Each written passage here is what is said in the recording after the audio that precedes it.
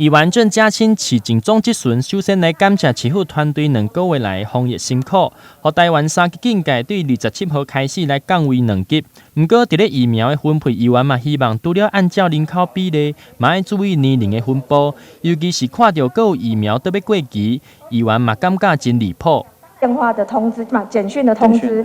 那现在一个很大的问题就是说，第一批他有去登记的，可是为什么是第二批的先打，然后第一批的却没有打，造成很大的问题。结果疫苗全台都快过期了，那当然也有很多人在反映这个问题。县市，所以各县市要1个月要打完。那我们台南市并没有打不完的问题，我们都是给后面的剩一点点的莫德纳是给孕妇保障孕妇，还有我们的医护人员的第2剂，所以在这一周都会打完。除了疫苗注射的问题，另外议员嘛关心弱势族群的纾困甲补助，尤其是一寡真正的弱势，甚至是边缘人。议员希望除了中央纾困，地方政府嘛应该尽量来帮助渡过难关。我有提出如果说真的是因为财政的问题，我们可以先从70岁，然后慢慢的来递补。我在这边可不可以请求市长，第一，我希望说，我们市府单位这边可不可以开一个窗口，专门来服务？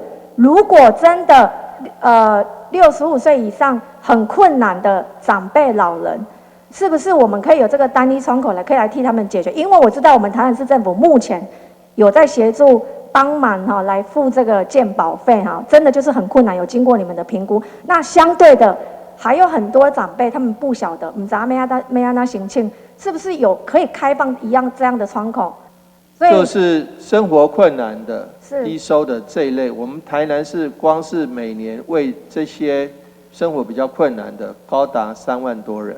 是3万多人就付了，每年为他们大概付了3亿多，所以将近3万5千人来帮忙他们付健保费。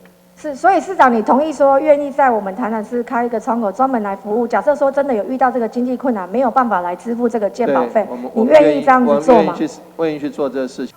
最后，议员嘛以补助长辈健保费的政策来甲市府讨论。议员表示，6都的部分，敢若台南无这项补助。议员指出，如果因为有算无法度对65岁以上嘛，会当考虑对70岁开始。